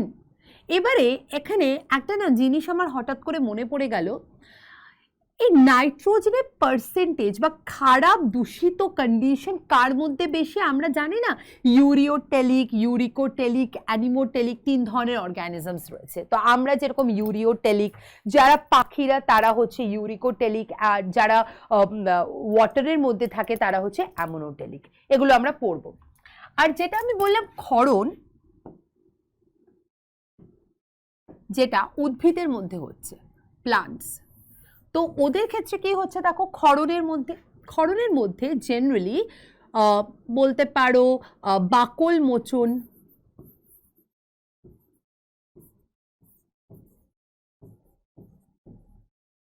মানে রিমুভাল অফ বার্ক বা রিলিজ অফ নেক্টার। তোমরা কি জানো নেক্টার কি? মকরন্ধ্র, মকরন্ধ্র থেকে মকরন্ধ্র, দ্য হানি ইজ রিলিজ, তো রিলিজ অফ নেক্টার বা অ্যালকালয়েড, মানে উপক্ষার, যেগুলো খুব ভালো, যেরকম বলতে পারো কিছু গাছের উপক্ষার বিভিন্ন ড্রাগ তৈরিতে, বিভিন্ন মেডিসিন, আয়ুর্বেদিক মেডিসিনে ইউজ হয়, বা সেগুলো আমাদের শরীরের জন্য ভালো। যেরকম বলতে পারো কিছু কিছু গাছের যে এক্সট্রাক্টগুলো, মানে আমরা জেনারেলি বলে থাকি নিম, হলুদ, এগুলোর এক্সট্রাক্ট বা অ্যালোভেরা, এগুলো খুব ভালো। So that will be the thing. So but this are not the excretory product of their alkaloids release. Okay, এগুলো সমস্তটাই একটা ক্ষরণের মধ্যে পড়ছে। তারপরে ধরো গ্লু, গাম, তারপরে রেজিন, তারপরে tannin. So all are very important, বলতে পারো সিক্রিটরি প্রোডাক্ট, নট এক্সক্রিটরি। বিবর্তন আমরা এর আগে ডিফাইন করে দিয়েছি বিবর্তন কথাটার ব্যাপারে। এরপরে আমরা সরাসরি চলে যাব রিদমিসিটি। তো রিদমিসিটি, এটা আমি স্টার্ট দিয়ে রাখলাম because I have already explained. Rhythmicity, যেটাকে আমি বলছি ছন্দবদ্ধতা, এটার মানে কি? ছন্দবদ্ধতা, রিদমিক। আমাদের শরীরে বলতে পারো কি যে ইন হিউম্যান বিংস বা ধরো অ্যানিমালসের ক্ষেত্রে, which organ helps in rhythmicity? আমি একটু দেখিয়ে দিই। It's a very favorite organ of mine, like this subject is very favorite for mine. This is, এটা কি? Loved up কে করে? Heart. So heart is the most important organ which shows the rhythmicity, rhythmic, এরকম PQRS wave এরকম যাচ্ছে, pacemaker কি SNOD, হ্যাঁ, beating করছে, beating of heart. It's very important, very মানে interesting aspect of physiology, you can say. মেডিকেলে তো তোমরা জানোই কার্ডিওলজি কতটা সুন্দর একটা জিনিস। তো সেখানে রিদমিসিটি বা ছন্দবদ্ধতাকে আমি যদি দেখি, তাহলে সেখানে আমি বলতে পারি হার্ট বিটিং, হার্ট বিটিং। আরেকটা হতে পারে, মানে হয়ও অবভিয়াসলি লাংয়ের রেসপন্স। এই যে লাং, আমাদের যে ফুসফুস, সেটা দেখবে যত আমাদের ফুসফুসটা হেলদি হবে তত ওটা এক্সপ্যান্ড করবে। Expansion of lung, inhale exhale, inhale exhale, তো এক্সপ্যানশন অফ দ্য লাং। আবার যখন ফুসফুসটা মানে ভালো করে কাজ করবে না, যেরকম কোভিডের ক্ষেত্রে কি হয়েছিল, ফুসফুসটা খুব একটা কাজ করছে না, ইলাস্টিসিটিটা নষ্ট হয়ে যাচ্ছে, এরকম কিছু ডিজিজ, জেনেটিক্যাল ডিসঅর্ডারও রয়েছে, যেখানে কিন্তু আমাদের যেরকম ধরো টিবি হলে বা there is a disease like cystic fibrosis, এরকম কিছু ডিজিজ হলে লাংয়ের মধ্যে যে রিদমিসিটি বা যে এক্সপ্যানশন এবং কন্ট্রাকশনের যে ব্যাপারটা, সেটা কিন্তু নষ্ট হয়ে যায়। ওকে, সো এই জিনিসটা হচ্ছে response of lung, lung activity. Pulmonology. Okay, এবারে অ্যাডাপ্টেশন এবং এই ব্যাপারটা বিবর্তন এভলিউশন এগুলো আমরা একটু বলে দিয়েছি।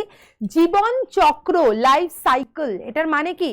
জীবন চক্র মানে আমরা জন্মাচ্ছি, সেখান থেকে দেখবে কিছু পোকামাকড়ের ক্ষেত্রে there is a larval stage, pupal stage, এই সেই। আবার আমাদের ক্ষেত্রে কিছু ডাইরেক্ট ইনডাইরেক্ট বলতে পারো। এটাকে ডিফারেন্সিয়েশন আমি একটু করে ফেলি কি কাকে বলছি ডাইরেক্ট লাইফ সাইকেল, কাকে বলছি ইনডাইরেক্ট। ডাইরেক্ট লাইফ সাইকেল, আরেকটা হচ্ছে ইনডাইরেক্ট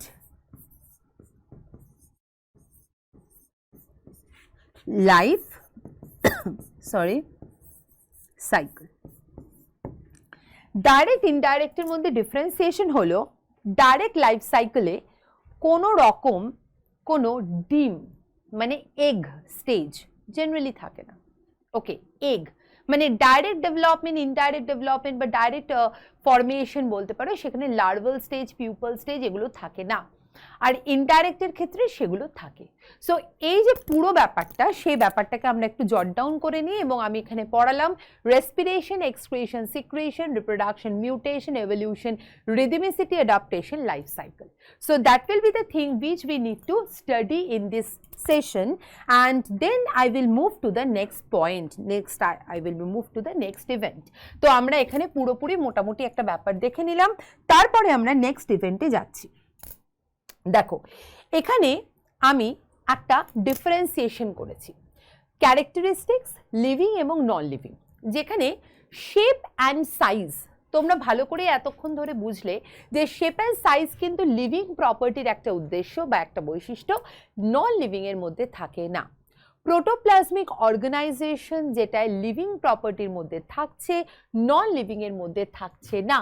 ইরিটেবিলিটি যেটা লিভিং এর মধ্যে থাকছে, মানে উত্তেজিতা বা রেসপন্সিভনেস বলতে পারো, ইরিটেবিলিটিকে আমি রেসপন্সিভনেসও লিখতে পারি। It is also called responsiveness.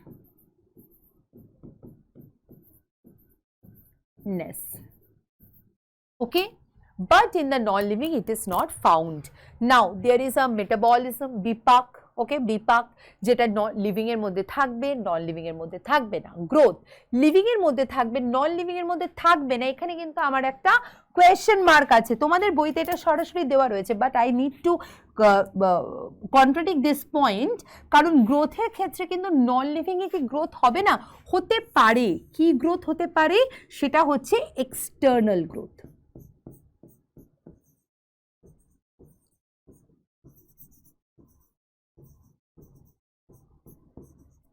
ওকে, সেটা কিন্তু ওদের হতে পারে, that will B happen, but internal growth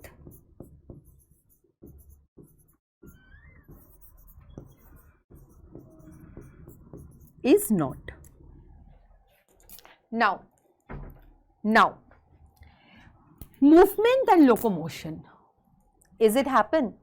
Yes, movement and locomotion is happening. এটা হয় লিভিং এর মধ্যে, নন লিভিং এ হয় না। রিপ্রোডাকশন লিভিং এর মধ্যে হচ্ছে, নন লিভিং এর মধ্যে হচ্ছে না। তাও এটাকে আমরা বলতে পারি নন ডিফাইনিং ক্যারেক্টার, কারণ সবার মধ্যে রিপ্রোডাকশন শো করে না। And the last one, that is the life cycle which is happen in the living, which is not happen in the non-living. So that is the thing which I want to share with you. So again living এবং non living এর পুরো ফিচার্সটাকে আমার clarify করা হয়ে গেছে। এরপরে আমরা next স্লাইডে যাব। ওকে, biodiversity. I will start from biodiversity. এবার দেখো এখানে বায়োডাইভার্সিটি, এই যে কথাটা রয়েছে বায়োডাইভার্সিটি মানে জীব বৈচিত্র্য। জীব বৈচিত্র্য মানে আমি এর আগেই বলেছিলাম যে এত ধরনের লিভিং অর্গানিজমস রয়েছে বা জীব বৈচিত্র্য মানে জীবন রয়েছে, মানে এত অর্গানিজমস, এত অ্যানিমালস, প্লান্টস রয়েছে, তো সেগুলো যে ডাইভার্সিফিকেশন মানে বৈচিত্র্য প্রচুর রয়েছে। একটা ছোট প্রাণী থেকে একটা বড় প্রাণী, সমস্তটা বৈচিত্র্যময়, মানে আমি বলতে পারি আমাদের পুরো লিভিং ওয়ার্ল্ডটাই একটা বৈচিত্র্যময় একটা features.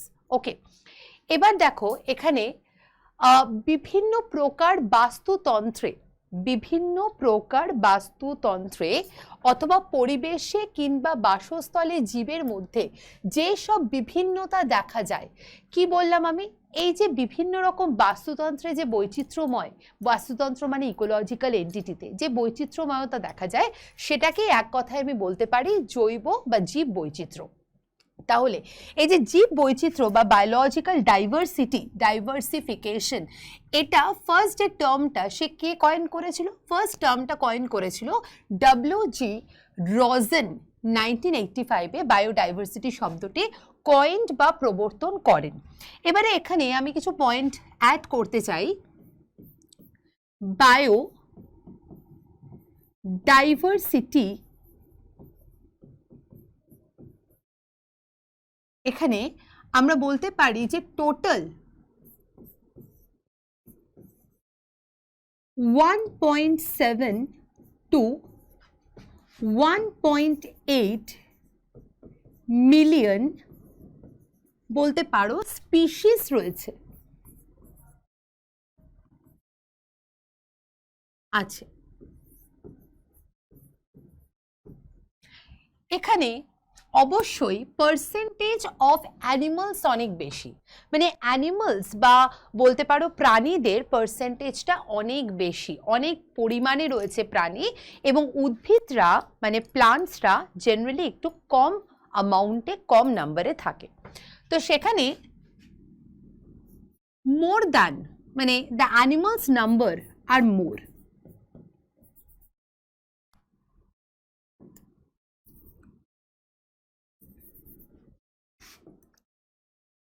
Animals are more than plants. আমার ডেটা অনুযায়ী যেটা আমার মনে আছে সেটা হলো অ্যানিমাল মোটামুটি 1.55 আর প্লান্টস মোটামুটি 0.5। ওকে, এরকম একটা ডেটা রয়েছে। এবার বায়োডাইভার্সিটির সাথে রিলেটেড কি আছে? বায়োডাইভার্সিটির সাথে রিলেটেড আমরা একটা পয়েন্ট পড়ি, টপিক পড়ি, যেটাকে বলা হয় ট্যাক্সোনমি, ট্যাক্সোনমিক্যাল স্টাডি। তো বায়োডাইভার্সিটি, এবং আমরা জানি there is several biodiversity hotspot.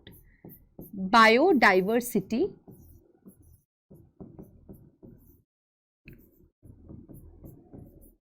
Hotspots, এটার মানে হলো যেখানে স্পিসিস অনেক বেশি, অনেক পরিমাণে প্রচুর স্পিসিস রয়েছে, বায়োলজিক্যাল বা বায়োডাইভার্সিটি হটস্পটে। তো এখানে আমরা যেটা দেখব যে স্পিসিস, স্পিসিস কথাটার মানে কি? What is the meaning of species? Species হচ্ছে সব থেকে ন্যারো বা real basic unit of biodiversity বা বলতে পারো ট্যাক্সোনমিক্যাল স্টাডি। স্পিসিস যেরকম for example human beings, human species, Homo sapiens. তো হোমোসেপিয়েন্স একটা নির্দিষ্ট একটা স্পিসিসের মধ্যে পড়ছে।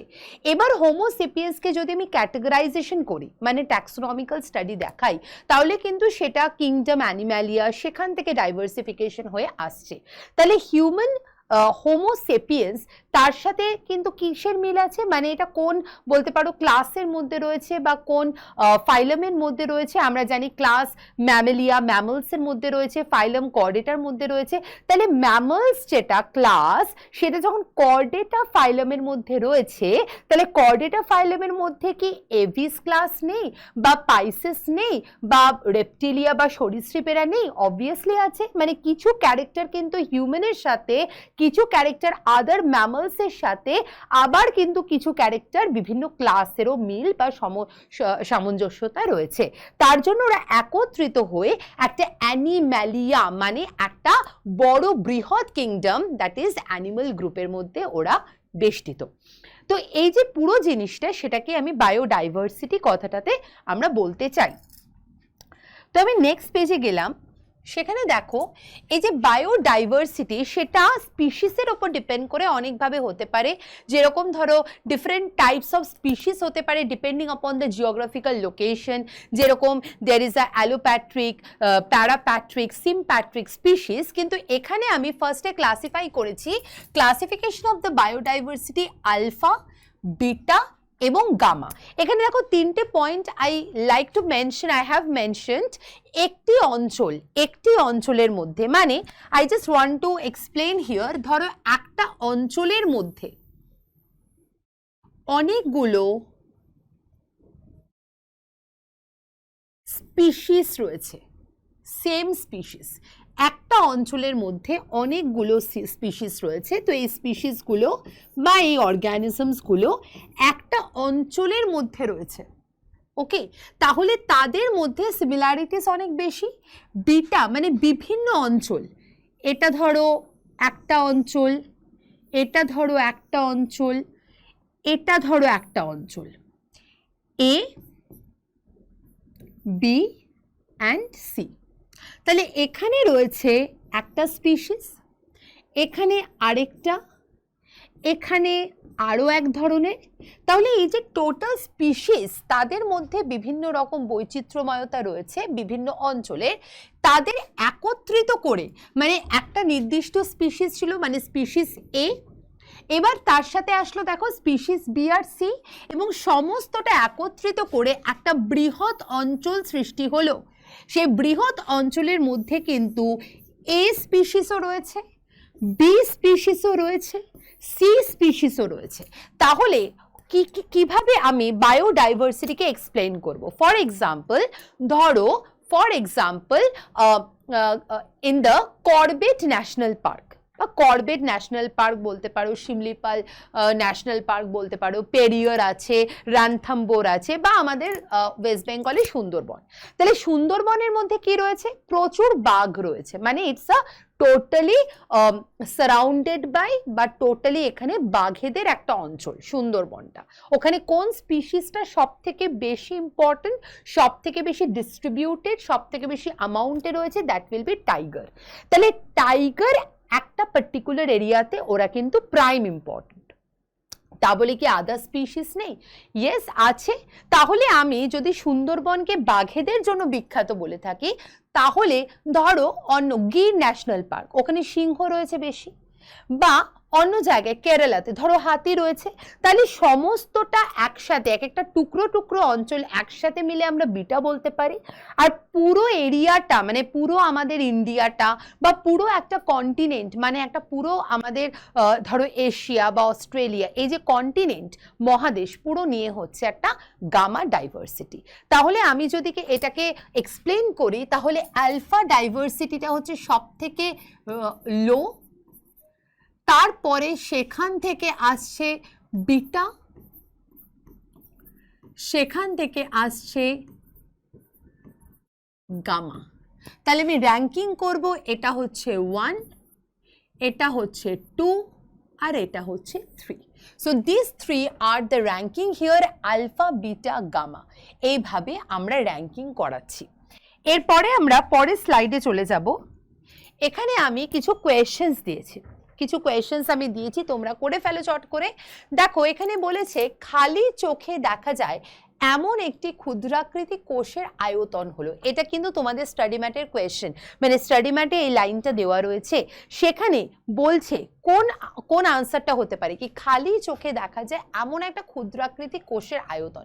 এটা কি 1 মাইক্রন হচ্ছে, না এটা কি বলতে পারো 10 মাইক্রন হচ্ছে, না 100 মাইক্রন হচ্ছে, না 1000 মাইক্রন হচ্ছে? তাহলে আনসারটা কি আসবে বলো তো? কোন আনসারটা আসতে পারে, কোন মাইক্রনটা আসতে পারে? তাহলে এখানে তোমরা আনসার কি দিচ্ছ? আমি এখানে আনসার করছি 100 মাইক্রন। তাহলে 100 মাইক্রন যদি একটা খালি চোখে মানে একটা নেকেড সেল খালি চোখে আমি দেখতে পারি, এখানে আমি একটা ইনফরমেশন তোমাদের শেয়ার করতে চাই। একটা ইনফরমেশন হলো, তোমরা কি জানো যে সারা লিভিং ওয়ার্ল্ডের সব থেকে স্মলেস্ট লিভিং সেল কাকে বলে? তোমরা যদি জানো সেই আনসারটা তোমরা তোমাদের খাতায় লেখো। আমি বলছি আনসারটা, সেটা হচ্ছে সব থেকে ছোট smallest cell in the living entity entity that will be PPLO, that is Mycoplasma gallisepticum. তো আমি এখানে লিখে দিচ্ছি, একটু ইনফরমেশনসটা দেখে নাও। smallest cell in the living world.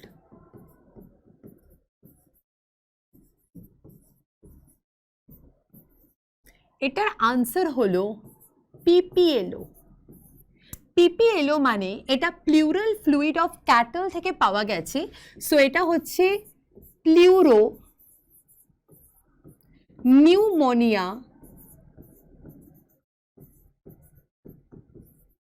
Like organism. So what is the meaning of PPLO? Pleuropneumonia like organism. এটার আরেকটা নাম হচ্ছে Mycoplasma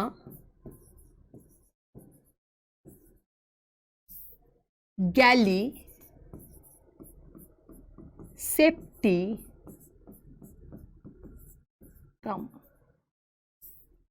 ওকে, যেটার একটা নির্দিষ্ট ডায়ামিটার রয়েছে সেটা হচ্ছে 0.3 মাইক্রোমিটার। এটা কোনো কোনো বইতে 0.5ও রয়েছে। তো এটা সবসময় মনে রাখবে কি mycoplasma gallisepticum is the smallest living cell. এবারে এই যে স্মলেস্ট, এই যে মাইকোপ্লাজমার ব্যাপারে আমি বললাম, মাইকোপ্লাজমাটা কি বলতো? এটা একটা ব্যাকটেরিয়া। সো এটা হলো একটা কোষ প্রাচীরহীন মানে উইদাউট সেল ওয়াল, এটাকে মানে হলো without cell wall bacteria. It's a bacteria with their quotes of without cell wall নেই।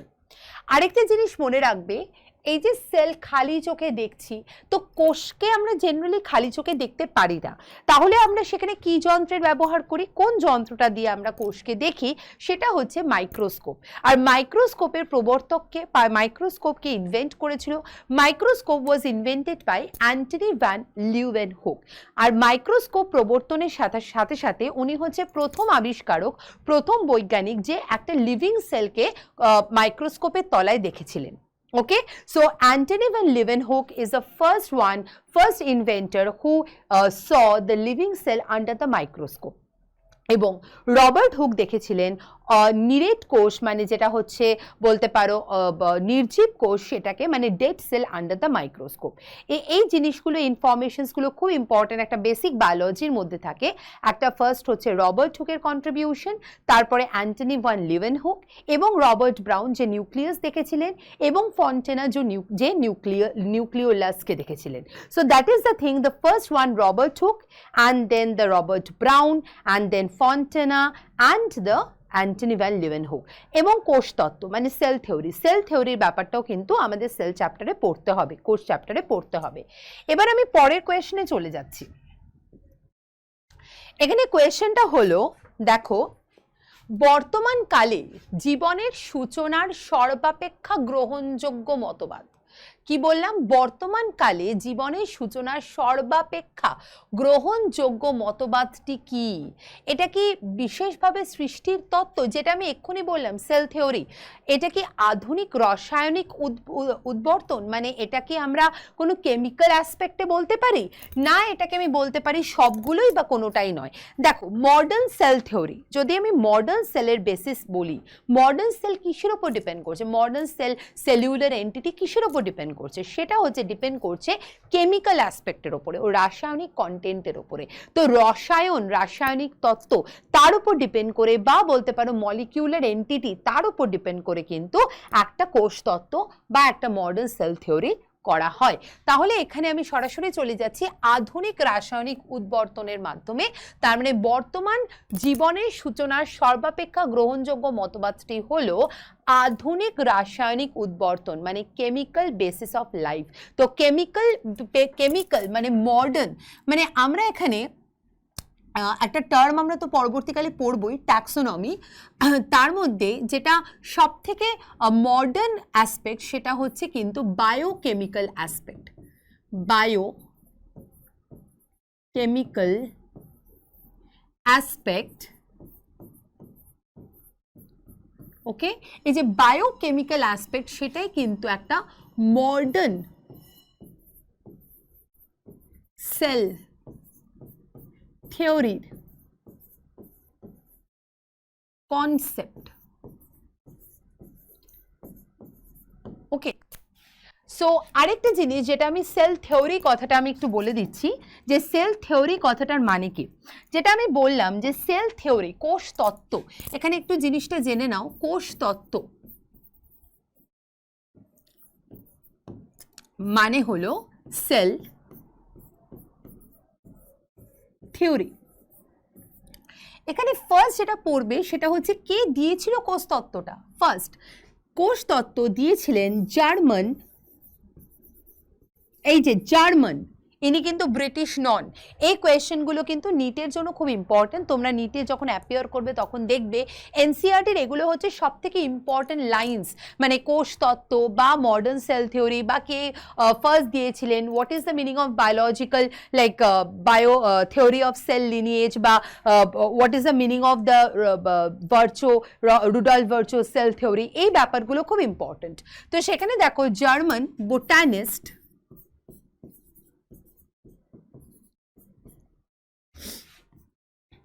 Sladen, okay, and British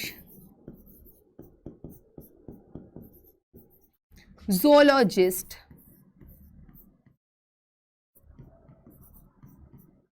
Swan, okay, Matthias Sladen and Theodore Swan, they give the cell theory. They give first cell theory, এবং এটা modify করেছিলেন, modified by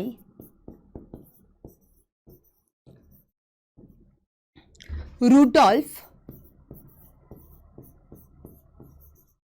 ভার্চাও। আর এই কনসেপ্টটা হচ্ছে omnis cellula E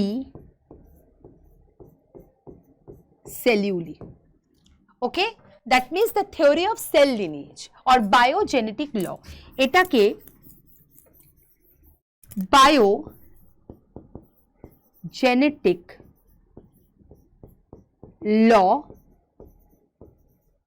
or theory of cell lineage বলা হয়।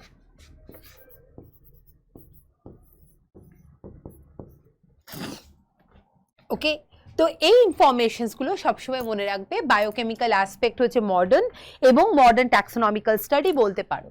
তো এরপরে আমরা পরের কোয়েশ্চেনটা নিয়ে নেব। এখানে আমি যে পয়েন্টসগুলো নোট ডাউন করেছি সেগুলো সবসময় মনে রাখবে। এরপরে দেখো আরেকটা কোয়েশ্চেন দিয়েছে যে নিচের কোন লক্ষণটি জীবের নয়। তোমরা তো এতক্ষণ ধরে পড়লে যে কোন লক্ষণটি জীবের নয়, মানে সেটা হচ্ছে একটা নির্জীব বস্তু, মানে সেটা হচ্ছে একটা নন লিভিং অবজেক্টের। তাহলে দেখো এখানে বলেছে বংশ বিস্তারে অক্ষম, বাতাসে ভাসতে পারে না, উত্তেজনায় সাড়া দেয়, রেচনে সক্ষম। তাহলে এখানে তোমরা কি কোন অপশনটাকে চুজ করতে চাও? which option you like to mention here? এখানে দেখো নিচের কোন লক্ষণটি জীবের নয়, তাহলে জেনারেলি আমরা কোনটাকে নিতে পারি? আমরা জেনারেলি নেব কিন্তু বংশ বিস্তারে অক্ষম। এখানে কিছু এক্সেপশন আমি আগে থেকেই বলে রেখেছিলাম যে বংশ বিস্তারে অক্ষম মানে not able to reproduce.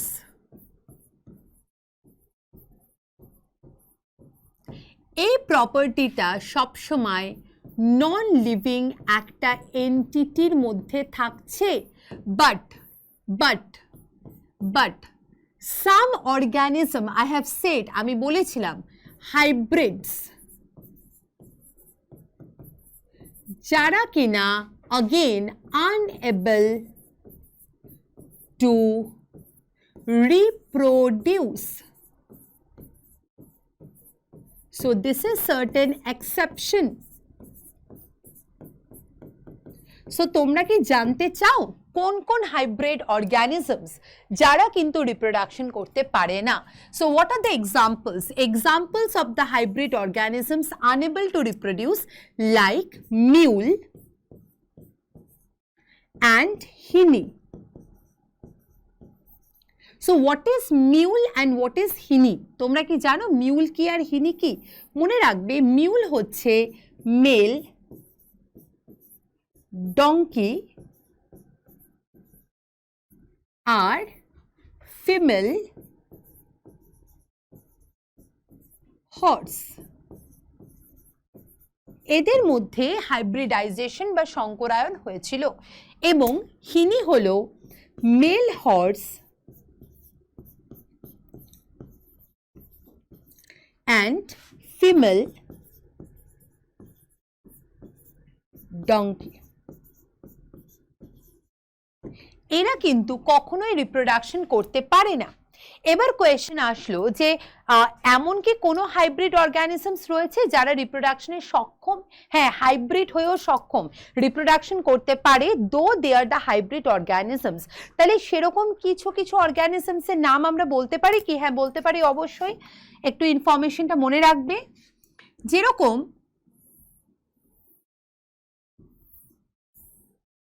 Hybrid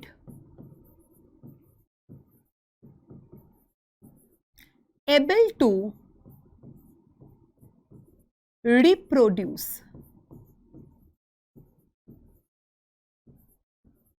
Okay, the first one that will be, we can say hybrid which are going to reproduce, যেরকম হলো tiger, so সেটা হচ্ছে tigon and liger. So tigon, liger, tigon মানে হচ্ছে টাইগার আর lion, আর এটা হচ্ছে lion and tiger. ওকে, যেখানে ফার্স্টের নামটা হচ্ছে মেলের আর সেকেন্ডের নামটা হচ্ছে ফিমেলের। ওকে, এটা ফর মেল অ্যান্ড এটা ফর ফিমেল। সো এটা হয়ে গেল। আর অবভিয়াসলি এছাড়া আর যে তিনটে অপশনস রয়েছে সেগুলোকে আমি একটু এক্সপ্লেন করে দিচ্ছি। বাতাসে ভাসতে পারে না, বাতাসে ভাসতে পারে না, না অ্যাকচুয়ালি যদি আমি বলি যে জীবের নয়, জীবের কি বাতাসে ভাসতে পারে না এরকম আছে? অবভিয়াসলি এটা কিন্তু বাতাসে ভাসতে পারে না এবং উত্তেজনায় সাড়া দেয়, অবভিয়াসলি উত্তেজনায় সাড়া দেয় এবং রেচনে সক্ষম, রেচন করতে পারে। এবার চলো নেক্সট একটা কোয়েশ্চেনে যাচ্ছি। জীব বৈচিত্র্য শব্দটি প্রবর্তন কে করেন? আমি এক্ষুনি পড়িয়েছিলাম, তোমরা বলো কে? ডব্লিউ.জি. রজেন। আমরা এক্ষুনি আলোচনা করলাম যে এটা কয়েন করেছিলেন ডব্লিউ.জি. রজেন।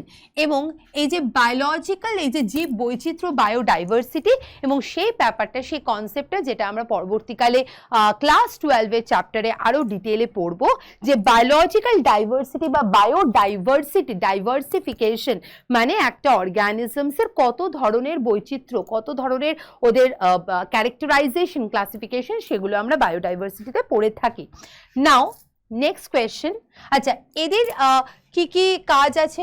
র্যাডফর্ড, রবার্ট হুক, ক্যান্ডোলে, এগুলো ক্যান্ডোলে হচ্ছে term was coined by the biosystematics, মানে taxonomical term was coined by Candolle, AP de ক্যান্ডোলে।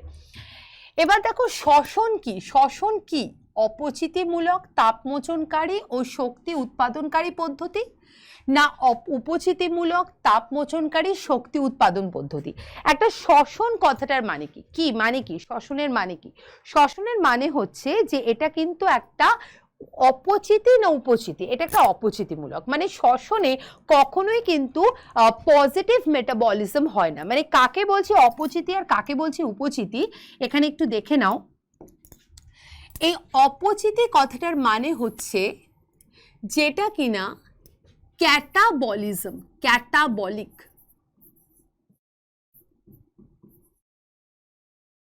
এবং এটাকে আমি বলতে পারি নেগেটিভ মেটাবলিজম।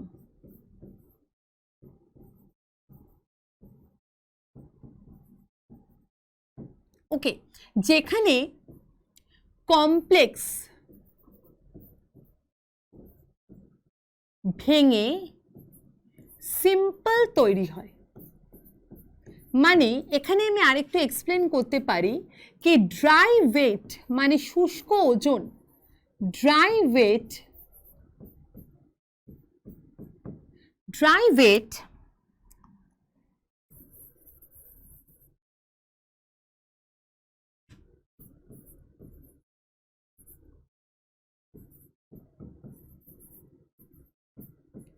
হ্রাস পায়, শুষ্ক ওজন হ্রাস পায়। আর কোনটাকে বলবো আমি উপচিতিমূলক? উপচিতি মানে পজিটিভ মেটাবলিজম। এটা বলতে পারো নিউট্রিশন,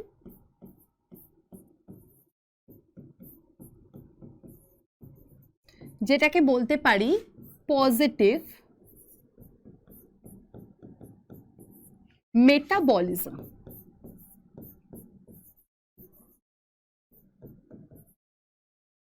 যেখানে কিনা ড্রাই ওয়েট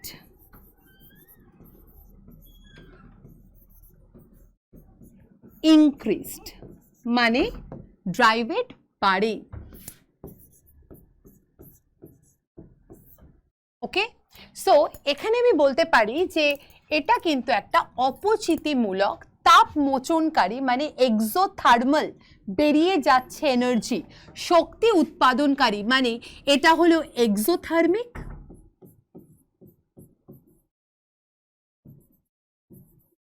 আর শক্তি উৎপাদনকারী মানে এটিপি প্রডিউসিং, শক্তি উৎপাদন, এটিপি প্রোডাকশন হচ্ছে। সো এটিপি প্রডিউসিং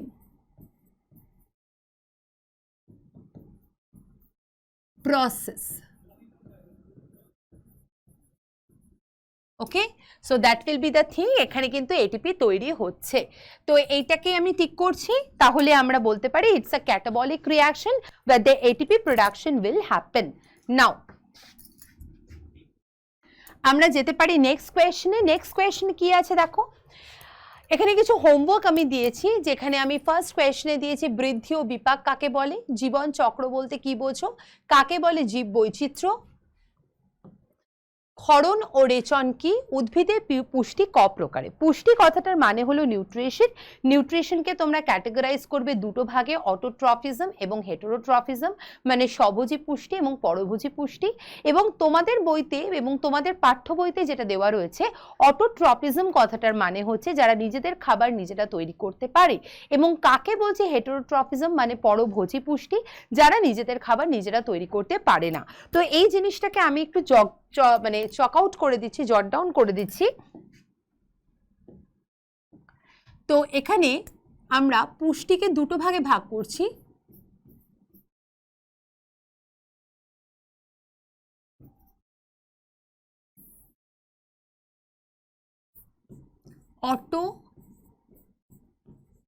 অটোট্রফিজম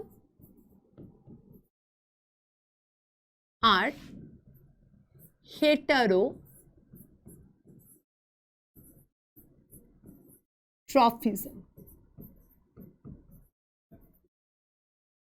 স্বভোজী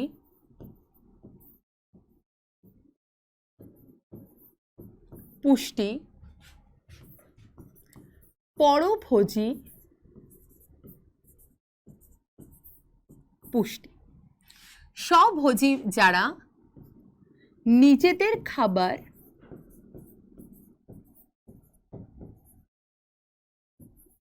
নিজেরা তৈরি করে আর যারা এটা করতে পারে না, সেখানে ক্যাটেগরাইজেশন হলো ক্লাসিফিকেশন,